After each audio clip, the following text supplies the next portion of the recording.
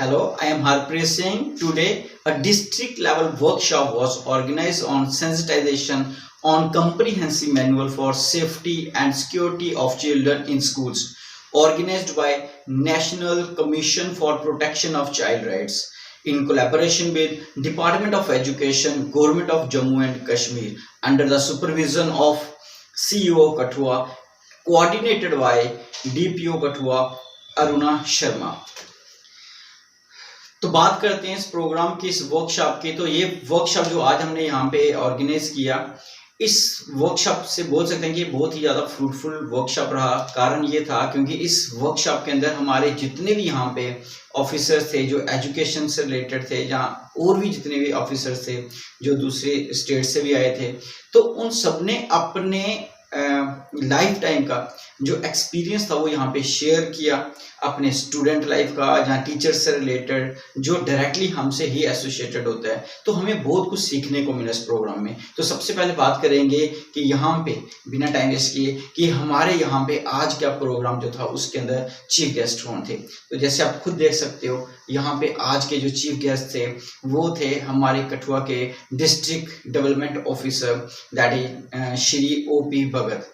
तो ये जो सर ने आज बड़ी इम्पोर्टेंट बात कही, उन्होंने जो टीचर का एक रोल होता है हमारे नेशन के अंदर उसको बताया। लेकिन किसके थ्रू बताया? उन्होंने बताया एक कोटेशन है किसकी, एक डॉक्टर APJ अब्दुल कलाम की, the mistake of the doctor is buried under the grave whereas the mistake of an engineer covered with cement and the mistake of a liar covered or hidden in the files, whereas the mistake of a teacher, हम बात की teacher की जो mistake है, the mistake of a teacher is always reflect in the nation. तो कितनी बड़ी बात है।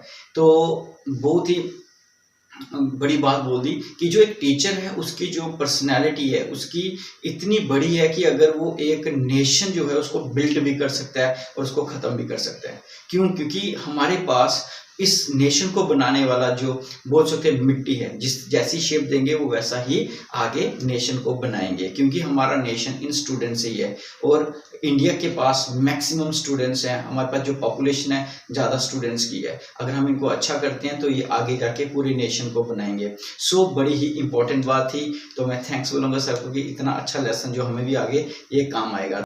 तो इसके बाद हम बात करेंगे हमारे गेस्ट ऑफ ऑनर। तो आप देख रहे हो गेस्ट ऑफ ऑनर हमारे थे इस प्रोग्राम के डॉक्टर शैलेंद्र मिश्रा, SSP कठुआ।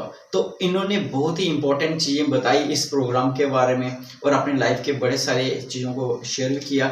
लेकिन जो मुझे बहुत अच्छी लगी वो ये लगी कि इन्होंने एक लाइन में सारा कंप्लीट कर दिया कि why we invest in childrens और इन चाइल्ड। हम बच्चों के अंदर इन्वेस्टमेंट क्यों करें जो एज बोल सकते हो 3 to 14 ईयर्स के बच्चे हैं। तो हमें as a parents, as a teachers, as a society अगर हम बात करें इन बच्चों पे ज़्यादा ध्यान देना चाहिए। और इन्होंने पूछा कि क्यों ऐसा करना चाहिए और आंसर भी दिया क्योंकि अगर हम इन पे इन्वेस्ट करते हैं तो मान लो कि अगले आने वाले 35-40 साल तक ये बच्चे हमें एक फ्रूटफुल रिजल्ट देंगे। और अगर हम इन बच्चों को छोड़ देते हैं, इन 3 से 14 साल तक बच्चों को इन्वेस्ट नहीं करते। अब इन्वेस्ट का मीनिंग यहाँ पे ये नहीं है कि हम पैसा लगाएं, इन्वेस्ट का मतलब कि इनको अच्छे से अच्छे मॉरल वैल्यूज दें, अच्छी एजुकेशन दें। सो ये अगर हम सारा करते हैं तो ये बच्चे आने वाले 35, 40, 50 साल तक हमारे नेशन को फ्रूटफुल बनाएंगे।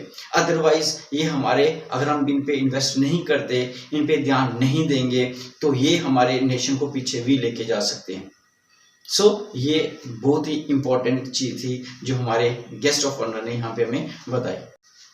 तो इसके बाद अब बात हम करेंगे हमारे नेक्स्ट जो गेस्ट थे यहाँ पे, वो थे हमारे जॉइंट डायरेक्टर श्री HR पखरू।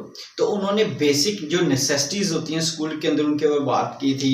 आप बोल सकते हो कि हमें जो फूड है, मिड डे मील के बारे में बात की। उन्होंने जो हमें यूनिफॉर्म प्रोवाइड करते हैं उसकी बात की, जो हम वहाँ पे बुक्स बच्चों को देते हैं उसके बारे में भी बात की। लेकिन जो सबसे अच्छी बात मुझे लगी, क्योंकि हमारा, मैंने बोला कि जो टीचर स्टूडेंट का जो रिलेशनशिप हो उससे रिलेटेड कुछ भी बातें हो तो हमें ज़्यादा अच्छी लगेंगी इस प्रोग्राम के अंदर। तो उन्होंने एक बड़ी इंपॉर्टेंट बात बोली थी कि कश्मीर के अंदर एक कहावत है, उस्ताद और हवा दोनों ही कलाकार हैं।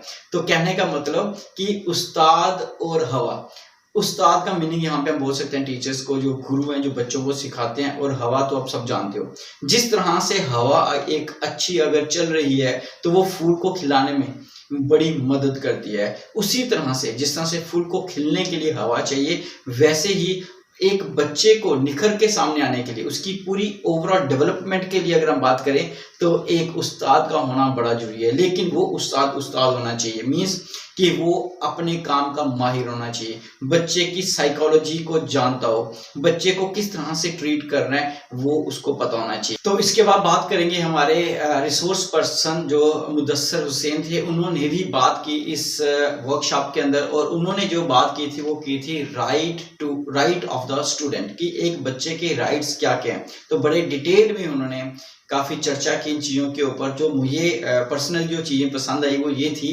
कि हम बच्चे को हर एक चीज़ का राइट देना चाहिए। राइट टू लाइफ, जैसे आप देख रहे हो, right to development, right to participate, okay, and right to protection. तो ये 4 राइट्स बच्चे को हमें देने ही हैं ताकि वो अपनी पूरी तरह से ग्रोथ कर सके, अपनी प्रोटेक्शन कर सके, रिक्रिएशन कर सके, डेवलपमेंट कर सके। तो इन सभी चीज़ों के लिए ये 4 राइट अगर हम बच्चों को देते हैं तो तभी हम बोल सकते हैं कि बच्चा एक, जो हमने पहले बात की थी, कि एक निखर के पूरी ओवरऑल डेवलपमेंट के साथ ही सामने आएगा।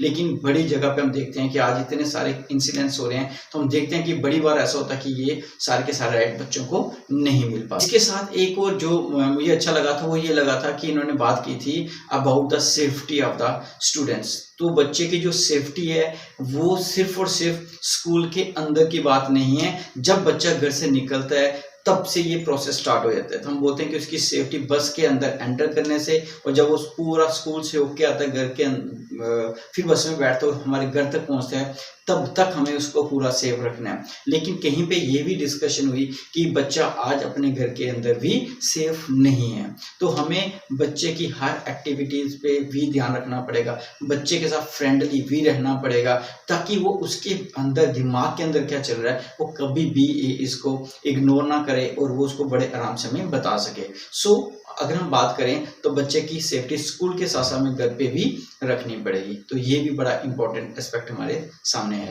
सो इस वर्कशॉप के अंदर श्री युद्धवीर सिंह जो प्रोटेक्शन ऑफिसर थे, उन्होंने भी अपना कोई व्यूज रखे और उन्होंने एक इंसिडेंट को यहाँ पे बताया, जो था एक रियान केस था। जो एक बच्चा था उसका मर्डर हो गया था स्कूल के अंदर, और जो मर्डर करने वाला था वो एक 9th क्लास का स्टूडेंट था। तो यहाँ पे बात आती है कि एक 9th क्लास का बच्चा अपने से छोटे बच्चे की यहाँ पे मर्डर क्यों करता है, जिससे उस बच्चे को कुछ लेना देना नहीं था। सो जब ये सामने आया, बच्चे को पकड़ा गया, उसको पूछा गया कि क्या ऐसा हुआ, तो उसने ये बात कही कि ये जो उसने मर्डर किया वो सिर्फ इसलिए किया था क्योंकि वो एक टेस्ट जो आने वाला था, जब पेपर एग्जाम्स आने वाले थे, वो नहीं देना चाहता था। तो उसको लगा कि अगर ऐसा मैं मर्डर करता हूँ तो शायद स्कूल के अंदर ऐसा कुछ हो जो बंद हो जाए जिससे हमारे पेपर ही ना हो। सो यहाँ पे ये चीज सामने आती है कि बच्चे के अंदर आप देख सकते हो कि टेस्ट को लेके, एग्जाम्स को लेके कितना ज्यादा खौफ है, कितना ज्यादा उसके दिमाग में ये चलती है कि अगर टेस्ट होगा तो क्या होगा। सो हमें जब भी करिकुलम फ्रेम करते हैं या फिर हम बच्चों को करिकुलम सामने रिप्रेजेंट करते हैं, उनको पढ़ाते हैं, तो बच्चों को एक स्टडी या करिकुलम के अगेंस्ट खौफ नहीं होना चाहिए। वो तभी होगा जब बच्चे को अच्छी तरह से समझ नहीं आ रहा है। तो हमारा मेन मकसद टीचर का ये रहना चाहिए कि हमें बच्चे के ब्रेन में जाके पढ़ाना है। तो बच्चों को एक ऐसे माहौल में पढ़ाना है, फ्रेंडली पढ़ाना है, जिससे जो बच्चा है वो उस चीज़ को आराम से एक प्ले वे मेथड से कर सके। सो ये भी चीज़ मुझे बड़ी बोल सकते हो कि अच्छी लगी कि हम ऐसे कुछ अगर केसेस हैं और देखते हैं, उस केसेस से हमें कुछ ना कुछ आउटपुट मिलती है कि आगे से हम ध्यान रखेंगे कि ऐसा कभी भी ना हो। सो ये लेसन है हमारे लिए कि ऐसा रियान वाला केस आगे कभी भी नहीं होना चाहिए। So in the last DRG Kathua Shri Pawan Vivek ji ने हमें बताया कि पॉक्सो एक्ट है क्या, उसके लॉज क्या हैं। तो हमें पूरी जानकारी होनी चाहिए हर एक एक्ट की, और उन्होंने उसको पूरा विस्तार को बताया कि इन एक्ट का मीनिंग क्या है हमारे लिए, बच्चों के लिए, और किस तरह से बच्चे इस पॉक्सो एक्ट से पूरी जानकारी ले सकते हैं और कहाँ पे उनको फ़ोन करना है अगर ऐसा कोई भी इंसिडेंट्स उनके साथ होता है। सो ये था आज का पूरा program, that is totally confined to the protection of the childrens, तो बच्चों की प्रोटेक्शन के लिए ही ये पूरा प्रोग्राम था। तो हमने देखा कि बड़े अच्छे अच्छे व्यूज़ आए। उन व्यूज़ को हम देखें तो सबसे पहले जो इम्पोर्टेंट चीज़ मुझे समझ आई वो ये था कि हमारे पास एक ऐसा एक्ट है 2012 का, जो हम इन बच्चों को समझा सकते हैं, सोसाइटी को समझा सकते हैं, टीचर्स को नॉलेज होनी चाहिए। और वो ला था हमारा, वो था the protection of childrens from sexual offence. तो कोई भी बच्चा अगर कोई ऐसी प्रॉब्लम से सफ़र कर रहा है, सेक्सुअल हैरेस हो रहा है, तो ऐसे बच्चे को हमें बड़े प्यार से उसके इंटरेस्ट को ध्यान में रखते हुए, ताकि वो किसी भी तरह से मेंटली टॉर्चर ना हो, फिजिकली टॉर्चर ना हो, तो उसकी मदद करनी चाहिए। तो ये एक्ट ये बताता है। तो ज़्यादा डिटेल में, बहुत ज़्यादा डिटेल है जैसे आप पीछे देख रहे हो, लेकिन मैं बिल्कुल शॉर्टकट में बताऊंगा। और दूसरी बात यहाँ पे सामने है कि एक बच्चा की डेफिनेशन क्या है। सो ये चाइल्ड किसको हम बोलेंगे, तो चाइल्ड जो है वो हम बोलेंगे जो 18 साल से छोटा बच्चा होगा। तो 18 साल से एक दिन भी छोटा होगा, हम उसको चाइल्ड की कैटेगरी में ही रखेंगे।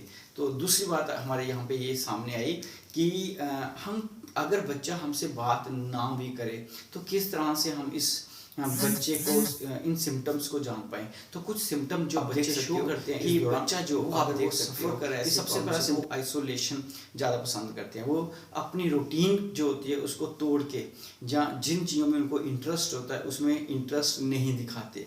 तीसरी चीज़ आती है अग्रेसिवनेस। तो ऐसे बच्चे बड़े ज़्यादा अग्रेसिव हो जाते हैं। तो ऐसे नॉर्मली वो ठीक थे, लेकिन जब ये एक्टिविटी उनके साथ होती है, जब कुछ ऐसा काम होता है, तो उस कारण बच्चे जो होते हैं, अगर वो सेक्सुअल हैरेस हुए हैं, तो वो बच्चे जो अपने बड़े ही ज़्यादा अग्रेसिव हो जाते हैं। हर छोटी छोटी बातों से वो गुस्सा करना शुरू कर देंगे। तीसरा, जिन चीज़ों को उनको इंटरेस्ट था, अब वो उन चीज़ों के लिए इंटरेस्ट शो नहीं करेंगे। जिन जगह पे जाना उनको पसंद था, उन जगह पे वो नहीं जाएंगे, उन प्लेसेस वो नहीं जाएंगे। जहाँ फिर वो क्या करते हैं, थंब जो सक करना शुरू कर देंगे, बेड वेटिंग करना शुरू कर देंगे। तो ये सारे जो हैं सिम्टम्स हैं किसके, दैट इज कि बच्चा जो है किसी ना किसी प्रॉब्लम से सफ़र कर रहा है। फिर कुछ चीज़ें हमारे सामने आई कि इस दौरान कौन सी चीज़ें हमें करनी चाहिए और कौन सी चीज़ें नहीं करनी चाहिए। इसी सेमिनार का ही ये मैं बात कर रहा हूँ। तो कुछ सामने ये चीज़ें हैं कि इस दौरान जो बच्चा होता है वो आगे ही सहमा होता है, विक्टिम है। तो उस बच्चे को हमें इस तरह से बर्ताव नहीं करना कि जैसे उसी ने ये काम किया है, जबकि उसका इसमें कोई भी दोष नहीं है। तो हमें कोशिश करनी है उस बच्चे को बड़े प्यार से बात करनी है, तो उसको हैरास नहीं करना है। दूसरी बात, अगर ऐसा बच्चा तो उसको हॉस्पिटल लेके जाना है, ताकि अगर उसको कोई भी इंजरी हुई है तो वो टाइम पे ठीक भी हो सके। कोशिश करनी चाहिए कि ऐसे बच्चे के उस जगह पे मत लेके जाओ, जहाँ उस पर्सन से वापस मिलाने मत लेके जाओ जिसके साथ ऐसा प्रॉब्लम बच्चे को हुआ है। सो उससे क्या होगा, बच्चा साइकोलॉजिकली प्रॉब्लम में आ सकता है। तो कुछ ऐसी चीज़ें जो हमें उस टाइम ध्यान पे रखनी है, और कौन सी चीज़ें करनी चाहिए। तो सबसे पहले बच्चे को काउंसिल करना है, बच्चे को कॉन्फिडेंस में लेना है, बच्चे को ये कहना है कि इसमें उसका बिल्कुल भी दोष नहीं है, तो इसलिए वो इसमें बिल्कुल भी कल्प्रिट नहीं है, उसको मतलब थोड़ा कॉन्फिडेंस देना है। तो ये सभी चीज़ें जो अगर हम करते हैं तो इससे क्या होगा कि बच्चा जो है वो कॉन्फिडेंस में आएगा।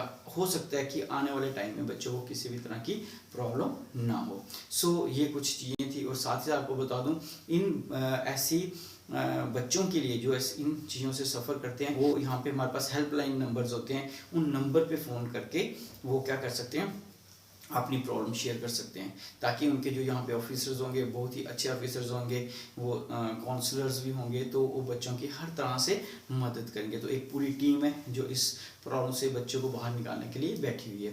तो होप करूँगा कि जो एक छोटा सा हमने एक एफर्ट किया था इसी को समझाने के लिए, तो आप सबको समझ आया होगा।